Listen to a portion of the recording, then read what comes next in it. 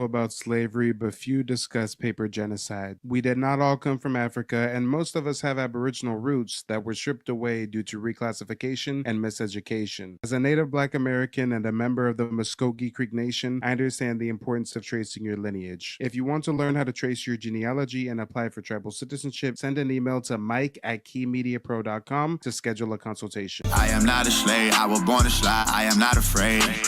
Hop about the K, oh yeah, free to God, they went out of state. I'm a child of God, I do not belong to the United States. Fuck Black History, tell Uncle Sam he can catch a fade. I went to hell, I mean school, graduated at the top of my class. Still never thought I was over my peers. We did that time together 12 years. Ain't that some movie? I think that it is. They won't control me, I'm really a member. I traveled that road, I came back with the jewels for 'em. When I pull up, they pee how the roof gone. We some dog killers, won't chew bones. No, we all spit 'em, we supreme. Somewhere I read a nigga had a dream. You don't have to try to be something you're not. God, I can't stand this. Trying to be something I'm not? Trying to be proud of my African heritage? If that's being something I'm not, then fine. My grandmother was a full-blooded Iroquois. My grandfather was a black from a long line of journeymen who lived in Connecticut since the establishment of the colonies. My father was a Bajan who came to this country a cabin boy in a merchant marina. I know all of that, Mama. Then know this. I am alive because of the blood of a people who never scraped or begged or apologized for what they were. They asked only one thing of this world: to be allowed to be. I gave you my grandmother's name, a woman who bore 9 children and educated them all. Who held off 6 white men with a shotgun when they tried to drag one of her sons off to jail for not knowing his place. And you had to reach into an African dictionary to find a name that would make you proud. I was born black, I live black, and I'm gonna die probably because some cracker that knows I'm black better than you, nigga, is probably gonna put a bullet in the back of my head. This is the remix. My father was raised in the era when black niggas couldn't claim Native American. Making music would've thought I had help, but the Indians I know wanna be the chief they self. Personalized one-on-one genealogy consultations for $75, but understanding that times are tough, from hurricanes to rising prices, I wanted to find a way to help further. In honor of Indigenous Peoples Day, I'm offering a special opportunity this week, a group consultation for just $35 for those who may not be able to book a one-on-one consultation. You'll still receive the same valuable information as in a private meeting. The only difference is that you'll be learning and asking questions in a group setting with fellow participants on a virtual call. To schedule a $35 group consultation, please email mike@keymediapro.com and include group consultation in the subject line. Looking forward to connecting with you. What is the lesson? What is this telling us? Well, there are several things that are significant about it. Of course, one of them is the way that colonialism tries to develop all kinds of elaborate classification terms for different kinds of people. But that's another subject. The most significant thing here is to reveal the much greater amounts of Native American ancestry that are present within the African American population than most people realize, because they might have been misled by the use of terms like mulatto and also people of color.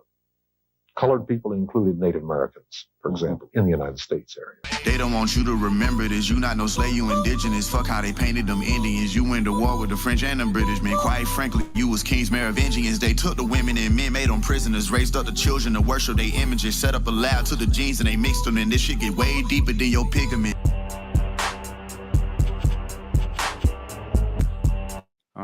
All right. Hit the like button on the way in. Subscribe if you're new to the program. And let's get on with the content. Happy Indigenous Peoples Day to everybody out there. This broadcast is a bit of a celebration, and also to highlight the fact that most Black Americans should be celebrating this day. I mean, I know a lot of you guys still haven't done your genealogy. A lot of us, have undergone paper genocide. So it's a very uphill battle, oftentimes, for us to get in touch with our roots. But when we do the paper trail research, we find that most of us have Aboriginal ties. And just like it took people quite a long time to realize Columbus wasn't some benevolent traveler, but actually a demon of sorts, well, it's taken Black Americans some time to get reconnected with our Aboriginal heritage. But as you can see, on a national scale, this is becoming a discussion about genealogy, whether it's Kamala Harris and the whole controversy that Candace Owens is revealing about her cosplaying, if you will, to many of other issues, whether it's the migrants coming over here and cosplaying as us just because they share some melanin as well. It seemed to become a nationwide discussion over heritage, history, and culture. I mean, the Drake and Kendrick beef was all about that, right? So, in honor of Indigenous Peoples Day, I want to do this broadcast to shed some light on Native Black American history and culture, and also to inform you guys that in honor of the celebration, I'm doing a special promotion this week where if you're not able to book a personalized one-on-one consultation at the $75 rate, I am going to provide group consultations for this week and this week only for only $35. So go ahead and take advantage of the promotion.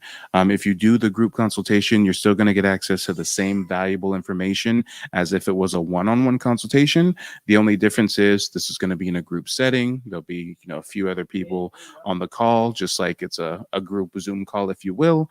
But go ahead and take advantage of that promotion if a one-on-one consultation is a little bit outside of your budget. But let's get on with some receipts. You guys call me the king of receipts after all. So the first thing that I really want to highlight, being that I'm a California native, is some of the Native Black American history within the region of California. This is a great primary source that I share with you guys quite frequently.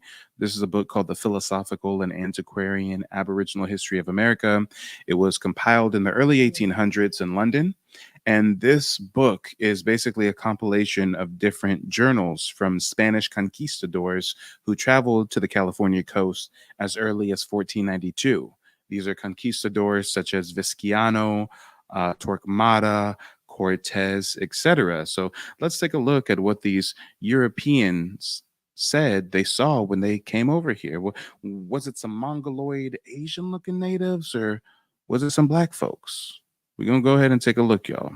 Let's take a look. It says right here, though America possesses some dark brown men approaching to be Black, yet it has been almost universally believed that there were no Aboriginal Blacks or Negroes found on this continent. But from considering the peculiar circumstances under which a Black race was found in North America, I hold it more than probable that the common opinion is erroneous. So in layman's terms, they're saying, hey, none of us really think that there's Black Aboriginals in the Americas, but we did find a Black race across the entire continent of North America. So we got to admit, there's Black Aboriginals. Torquemada says, the Californians showed no manner of surprise at the sight of some Negroes that accompanied Vizcaino on a village to this coast. Because again, guys, you have to realize that when the Spaniards were coming to America, or excuse me, the Americas, they traveled with North African Moorish guides. And they're saying here that they originally had contact with California natives that were not the richly melanated Black folks. These are the fair-skinned natives. And as a fair-skinned native, if you've never seen a Negro or a Black person or someone with rich melanin, then you would be surprised. You would be perplexed. Just like how the Chinese people, when you go to China, are trying to touch your hair and rub on your skin, right? So it says right here that within Californians showed no manner of surprise at the sight of some Negroes that accompanied Vizcaino on the voyage to the coast. But if you skip down a few lines, it goes further. It says when a Negro was ordered to distribute a biscuit to the Californians at the Bay of St. Barnabas, quote, the natives seemed greatly pleased at the sight of the Negro, and they signified to him that they lived in friendship and correspondence with the people of his color, and that not far from thence was a Negro village. Come on, y'all. Come on. So at first, the Spanish are like, nah, there's no Aboriginal blacks. Then they're like, okay, we found a bunch of black folks in the Americas.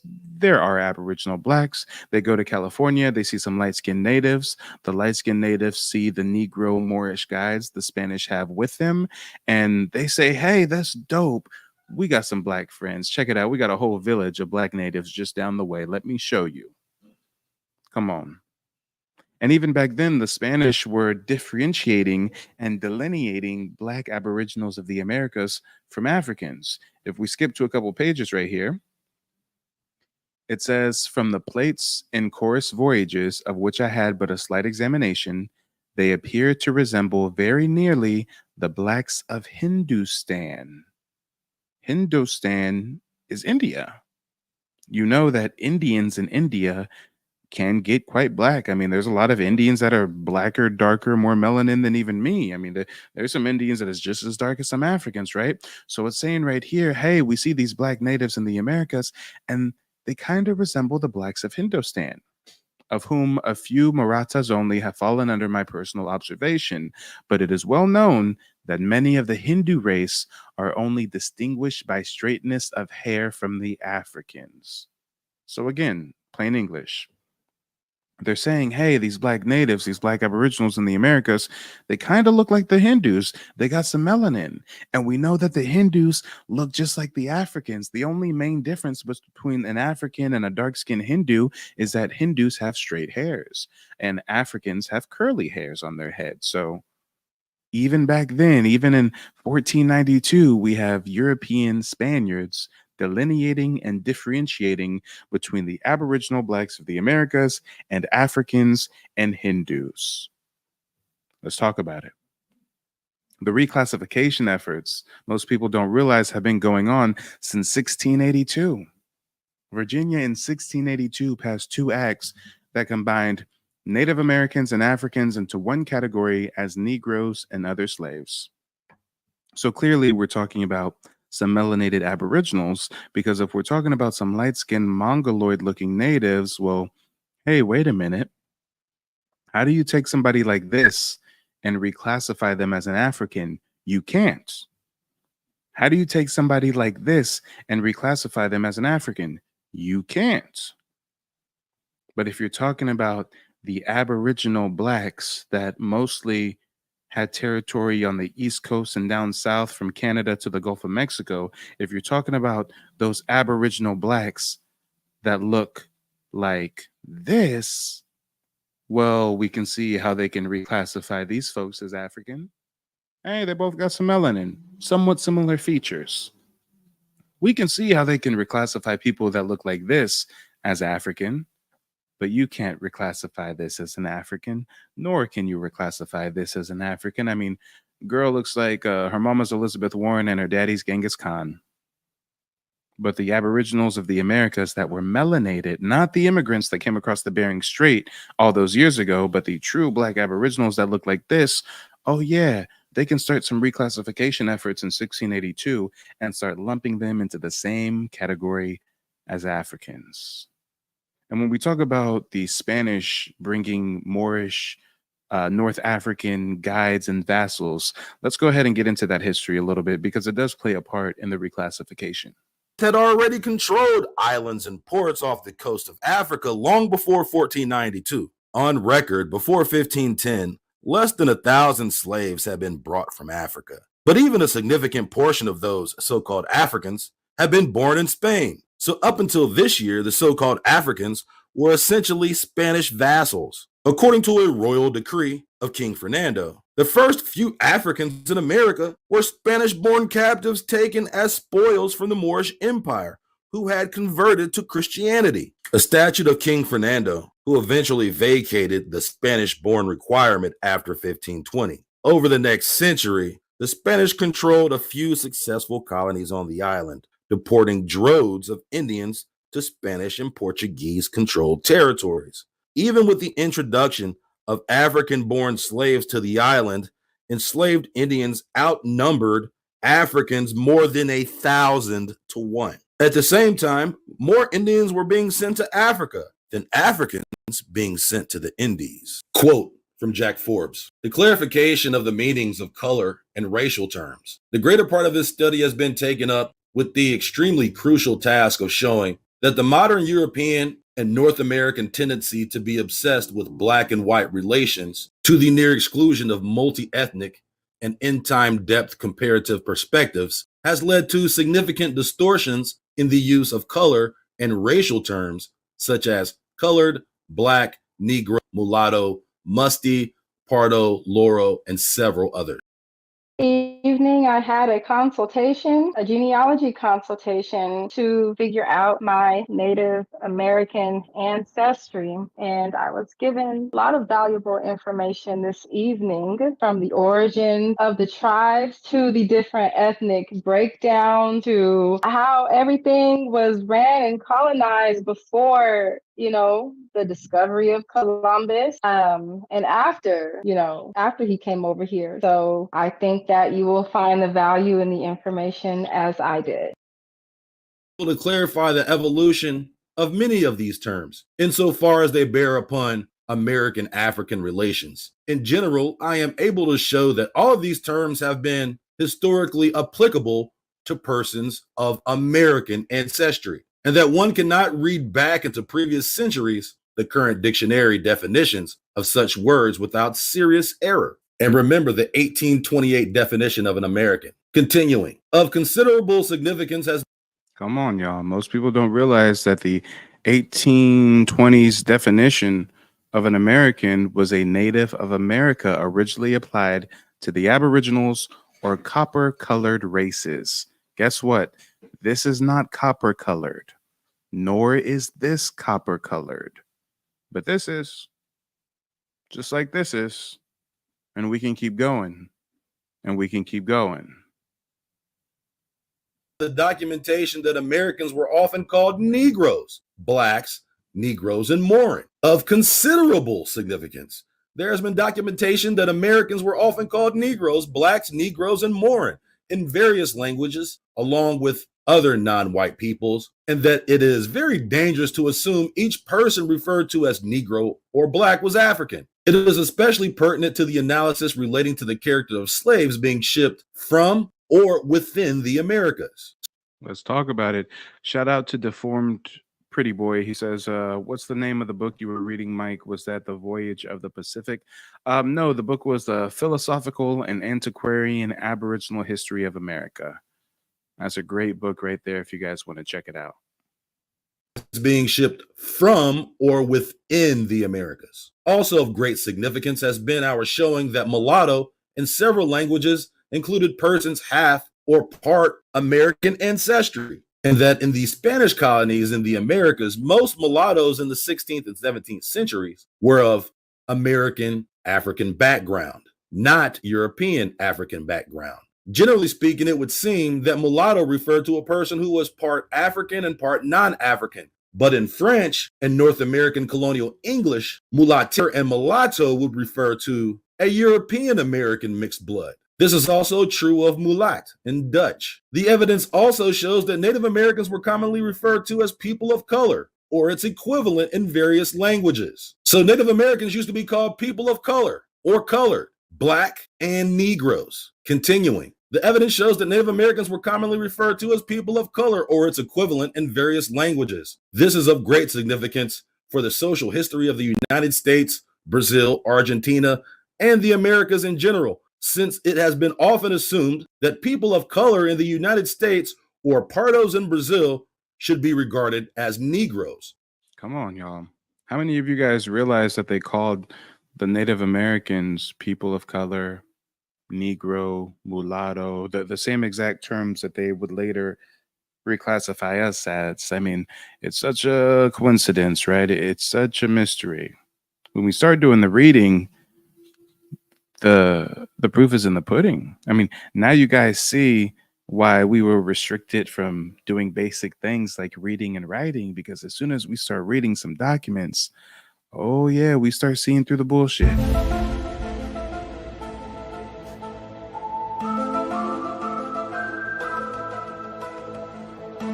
Of black identity.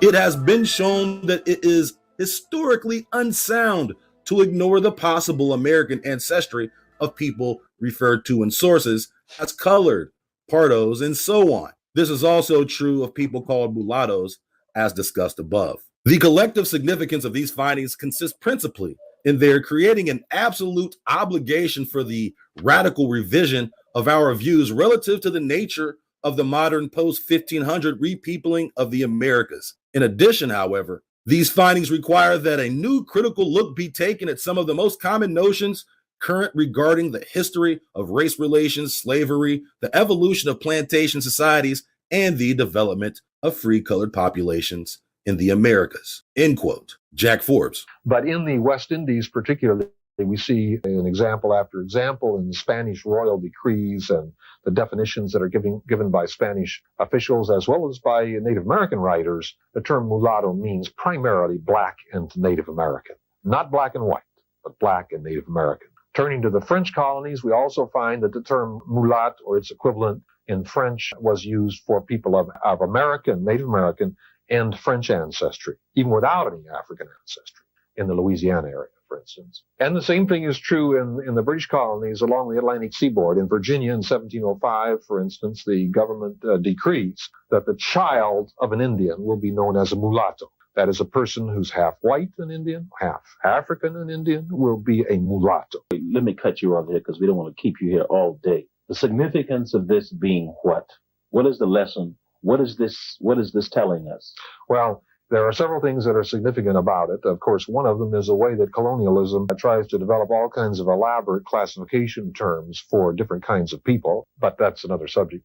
The most significant thing here is to reveal the much greater amounts of Native American ancestry that are present within the African American population. Greater amounts of Native American ancestry that are present within the African American population is to reveal the much greater amounts of Native American ancestry that are present within the African American population than most people realize, because they might have been misled by the use of terms like mulatto and also people of color. Colored people included Native Americans, for example, the African American population, than most people realize, because they might have been misled by the use of terms like mulatto and also people of color. Colored people included Native Americans. Also people of color. Colored people included Native Americans. Also people of color. Colored people included Native Americans. Yeah, I had to run that back for the one time, y'all. I had to run that back. And shout out to Seduction Doll. Nice to see you. But clearly, guys, the reclassification efforts, the paper genocide, I mean, it's been going on for centuries and centuries, generations and generations.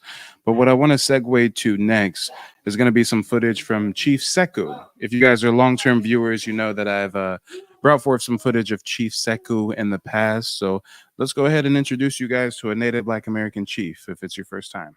The scheduling, getting all that stuff coordinated on a short notice. I appreciate you greatly for that. Yeah, and I appreciate you, Caleb. I mean, I really appreciate being here, and thank you for inviting. And I know our schedule has been it's been real hectic. You know, we try to make it work. Yes. Yeah, man. So thank you, and thank your team for everything that they're doing. Much love. Chief, what's your name? Pronunciations, right? In the South, you know, people, they can drag A's, E's, things like that. Can you please break down how names are supposed to be pronounced in phonetics? No problem. So first and foremost, our people speak Hichiti. Our people speak Hichiti. It's a Totanic Mayan language that's been forgotten amongst most. But it's still spoken partially spoken amongst the Miccosukee people, which are identified as Seminoles. And that's what we are. We're Seminoles. So, Animiki Siku, Holem Hachitalame Yamasi Hajo, Miku Yamasi Yate, Miku Fuse, Erepaka Hajo. Hey, the Tethers, the Mexicans, the Africans, the palm-colored people, the first thing they want to say when you say you're Native is, oh, you don't look like a Native. The second thing they want to hit you with is, oh, but do you speak your tribal language? So next time somebody asks you about a Black person speaking their tribal language, go ahead and refer them to Chief Sekou. Speak Hichiti. Our people speak Hichiti. It's a Totanic Mayan language that's been forgotten amongst most. but it's still spoken amongst, well, partially spoken amongst the Miccosukee people, which are identified as Seminoles. And that's what we are. We're Seminoles. So, Animiki, Siku, Holem Hachitalame. And I got to do a whole stream about Central and South America and how the Mayans and the Aztec were Black Aboriginals. I mean, we know about the statue of the Olmecs, right? I mean, come on. When we talk about Aboriginals of the Americas, we're talking about Alaska, Canada, North America, Central and South, as well as the Caribbean islands. So when we get into the research, we learn that Black folks been here for eons. Masi hajo, mikuya masi yate, mikuy fusi, erepaka hajo, tukasi matle. This is my heritage. And what it was traditionally when you met a Native person, they would identify themselves, their bloodline, and their honor. And their honor is their grandfathers and those who they that were warriors. So in my situation, what I just said was I am Siku Hajo, or Siku Hidden Eagle of the Yamasee Indian tribe. I'm the chief of the Yamasee Nation, and my grandfathers are Arapuka, which is also known as Sam Jones, and Tukasia Motley, also known as John Hicks. And so I have a heritage which spans on both sides of my family, which is why I'm considered a full blood. So John Hicks, Tukasia Motley, didn't necessarily have the best history, but that's on my mother's side. On my father's side, I'm Jones, which is Sam Jones. So a part of the Native heritage and culture is always starting the conversation out with the language and identifying yourself. That's beautiful. Growing up, here in the South, so many people have stories of Big Mama, telling us, hey, know that y'all have like Native blood in you. And, sometimes we'll try to like throw that aside. She's just talking. I know that slave ships is a real big thing too. How many of us do you feel like Black people are actually native to this landmass? It's crazy. So for your watchers and listeners, so much of the history has been taken away from us, and so much of it is relevant that we fall victim and prey to the narrative that was given to us through the education system. For sure. So we have to identify and address that first. That a lot of what we believe is taught to us. Now, if we take the fact that those who was teaching us kept us out of their educational system. That's right. Right? They did it purposely. Yeah. This was them teaching their grandchildren and their grandfathers, and they were teaching their children their history. So a lot of what we learned was them perpetuating what they wanted us to know, but not in the sense of truth and facts. The truth and facts lied into the narratives that they. And shout out to JD for the excellent book recommendation. JD says, please read the book. Black People Are Native to the Americas, research material for the inquisitive. I actually just researched that book. This is where you guys can find it on Amazon. It looks like some great resources that this lady Kimberly has compiled here. She's citing sources, providing facts, no opinion. We got introduction, Giovanni De Verazio, Bartholomew Gosnold, George Weymouth, Martin Pring, all the way down to South America, Christopher Columbus, American Indians, Mayans, Canada, general ethnology. Oh yeah, I'm gonna have to cop this one right here. Only $7. All right. Hopefully I can get an online version. You guys make sure to check out the book. Shout out again to JD for the excellent book recommendation. And let's get back to hearing what the chief has to say. And shout out to the Yamasee tribe. Most people don't know that they went to war with Andrew Jackson for several years. It was called the Seminole Wars. They refused to be relocated to Indian Territory. They refused to give their Black tribal members to slave catchers that were going to send them to plantations. So they banged on the American government and Andrew Jackson in particular. And when they finally conceded and went to Oklahoma, the only way that they were going to go, they said, is if they were able to carry their guns on them. And they did just that. They provided within the documentation that they gave in their memoirs. Oh, wow. That's right. Yeah. So we aren't being educated on the memoirs of the colonists. We're being educated on the system that they provided that says this is what you need to believe because we have to support what we fabricated. That's right. In our justice system. And what I mean by that is those narratives where you have inside of the South Carolina journals, the Georgian journals, Native people coming to get an ear for their judicial system to say, hey, me and my children have been wrongfully put into servitude and we are Indians. That happened because the perception of what a Negro or African was. And we're not looking at this. We're not even deep diving in this because what TV says, what history says is the Indian people look this way. There you go. Yeah. Right? Yeah. And okay, so let's do one better. Okay. Me and you can sit back and we'll watch a TV show, right? Where there was cowboys and Indians. That's right. Me and you can obviously see this is a white man pretending to be an Indian. There you go. We see the wigs. Yep. You know what I mean? And for my sisters who know, right? You know a bad lace front when you see one, right? Yes, sir. Yes, sir. So, you know, when you're looking at this, you know it. You're seeing the pigmentation, you see the makeup, you see all these different things. And we circumvent that and we forget that white people were pretending to be blacks at one time on these same movies, right? It was blackface. Yes. And still do. Yeah. So and I'm saying all this to you because the question is basically a self-answering question if we are paying attention. See, what we bank on is that we no longer pay attention. We're so caught up in our world that we're not paying attention to the obvious. We circumvent the obvious now and say, this is what they did, this is what we do because it's all about us. And so my life now is about being slayed and all these different terminologies that society have and the millennials have. But the history, the identity, the culture of your people is more important than anything else. My name is Javaris Johnson. I work in the oil and gas industry as a truck driver. I recently just did a consultation for my genealogy with Mike at Key Media Pro. It was awesome. A lot of great information. A lot of stuff I'm going to have to go back and digest because it was so much information, man. And it really helped me to get on the path to enrolling with my tribe and learning everything, man. And it's just a great and awesome experience. You know, I encourage you guys, you know, if you're curious, to go out, do your family tree and connect with your ancestry. Of your people is more important than anything else. Because if you don't know who you are, you have no future. Yes, sir. So to go back to your question, how many of us could possibly be and or are Native American? I couldn't even give you an accurate number because there were so many of us that was taken from America as Indians, this is documented, to the West Indies. Yes. So many of us and Caribbeans, which I'm pretty sure that's going to be a question later on. So many of us that was written out as Negro, and that's a large problem within itself because we're not looking at the linguistics. Negro was not African. Negro was a description that the Spaniards used. It's a Spanish word. Black. It's black. Right. And so anyone that was not European in color and nature was considered black. That did not mean you were not Native. Right.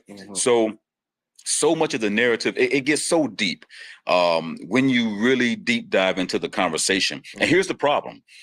The problem lies in when you accept the fact that Big Mama said, and you say, oh, my grandmother was full-blooded and she had long flowing hair and all the different things. Right. But she don't look like the Indians of today. And you don't look like the Indians today. You don't want to talk about who you are or possibly could be, or the fact that you do have an indigenous bloodline, right? Because of what we're being shown today. So you mentioned me and my Instagram posts and things like that. And every time I open my mouth. And let's pause real quick to highlight the main culprit of that section of the paper genocide. A lot of us have heard of Walter Plecker, but the man on the right of him is Atlas Herdlicka. Atlas Herdlicka is the one that changed the images of Native Americans, true Aboriginals of America. He's the one that changed the images from people that look like this to people who look like this.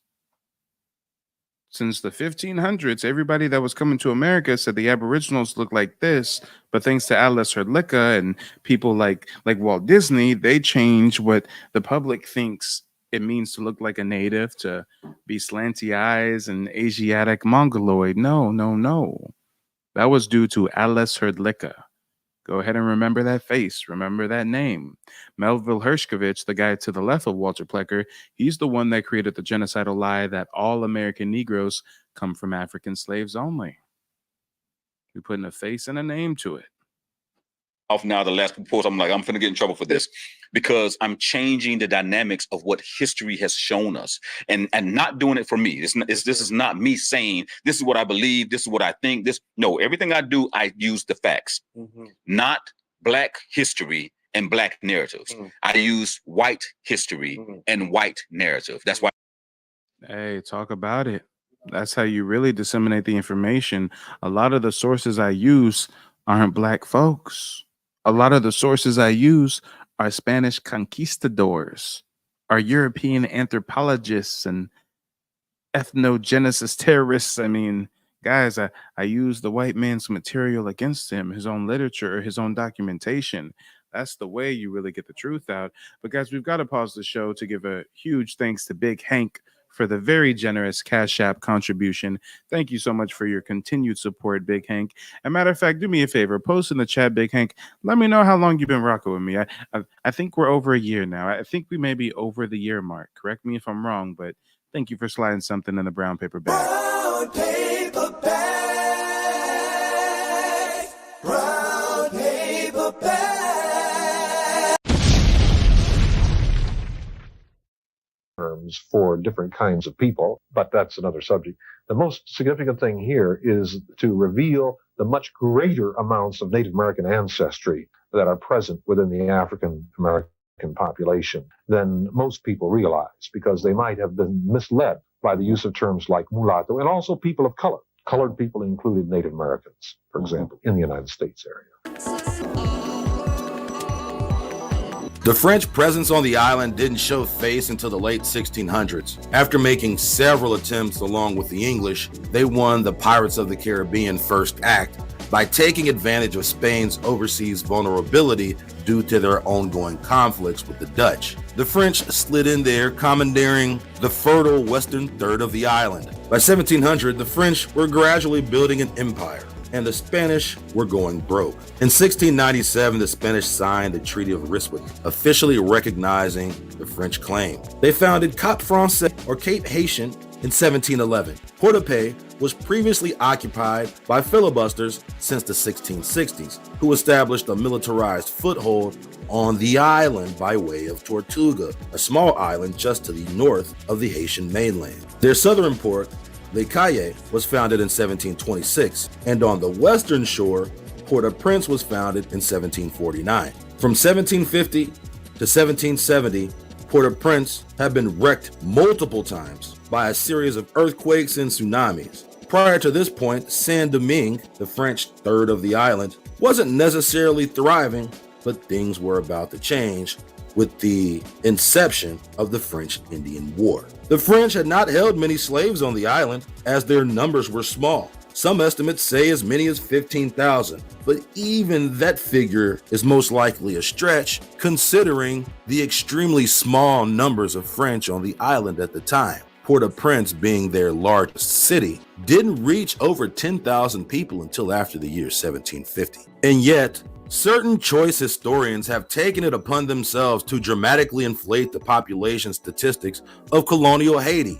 Case in point, Michel Laguerre, or however you say this nigga's name, who said that there were over 250,000 slaves in Haiti by 1755, even though that number would be more than the entire population of Haiti is said to have prior to the 1780s by official record. Additionally, this number cannot be substantiated anywhere on the official colonial slave record. And with all due disrespect to this Aristocoon, there are plenty of other people who have embellished this number even more. I've seen numbers saying that by 1750, there were already 500,000 enslaved Africans on the island. That's right, Africans. Where are the Indians, you ask? They killed them all, apparently. Every last one of them. And not a single native left. And if there had been any native left, he definitely wasn't enslaved. Why in the hell would they import Africans all the way from Africa when they're colonizing Louisiana territory? Wouldn't it be easier to just deport the captives from the wars in Louisiana? Why would they do that? Why would they go all the way to Africa? Because, nigga. That's why. Because just because they wet and they say so. And guys, this is why some of us have an affinity, a connection to some culture that we see throughout the Caribbean, because The first transatlantic slave trade was really them shipping American Indians to Europe, Northern Africa, and the Caribbean. There were many and many thousands of American Indians that were shipped to the Caribbean. And then when they import all of these Africans, they start mixing with one another. So a lot of these Haitians most likely do have some Aboriginal admixture as well. But let's get back to Chief Sekou. Why it's called his story. So I use his story to tell the truth, because again, it was against the law for Negroes or Indians to read. Yes, sir. People don't even question that part. Powerful. Yeah. Why? Yeah. Why? What were you hiding that you didn't want us to read? It's the history and the facts. It's the history and the facts. Yeah. So again, I give so much and I got so much in my head. Yeah, please. You good. It goes back to, again, taking the pieces of the puzzle and painting the picture for yourself, right? And so the picture says that there was a narrative, a situation that you needed to support what your cause was, right? Yeah. So we use words in a way that besuits us, that helps us. You know what I'm saying? And so to basically say to you is this: there is a large population of people of color who can readily identify their grandmothers or great grandmothers being Native, identifying themselves as Native, because that was my story. That's right.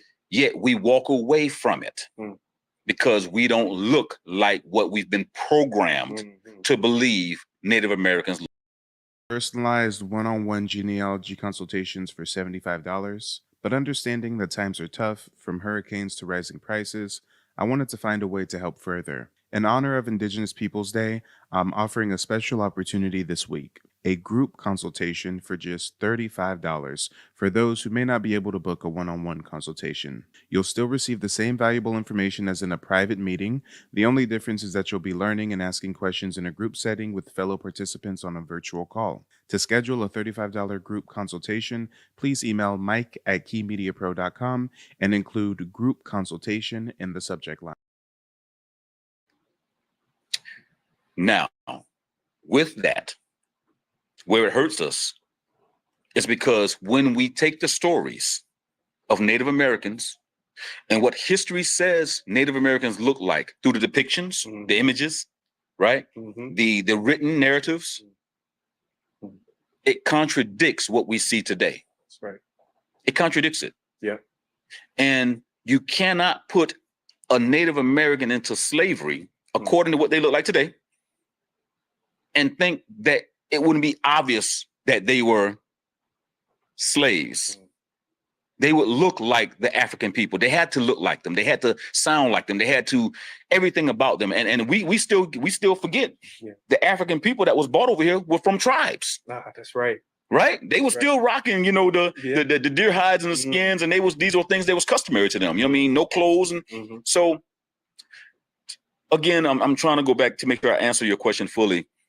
We cannot truly and honestly say how many of us exist that are Native Americans. What we can do is take the historical information that we have and use that to our advantage. And one of the things I talked about on our Instagram channel recently was the fact that they documented there was more Native American exported to the West Indies than there was Africans imported into America. And facts. Let's talk about it. Most people don't realize that only 4% of the African slaves trafficked during the transatlantic slave trade went to North America. Over 40% went to the Caribbean. Over 60% went to South America, Brazil to be exact. So we got all these black folks in North America. We got all these Indians that they say just mysteriously disappeared, got killed off. No, what happened is you reclassified these prisoners of wars. You reclassified them. You committed a paper genocide, and over time, you raised their descendants to believe that they aren't indigenous to this land. How do you fight for a land that you don't think it's yours? Matter of fact, you guys come from Africa, so let's send you back to Africa. Wink, wink, hint, hint. But ladies and gentlemen, boys and girls, happy Indigenous Day to you all. Don't go anywhere. As soon as this broadcast ends, there's going to be a countdown, and the next broadcast will begin automatically. I'll see you in just a moment.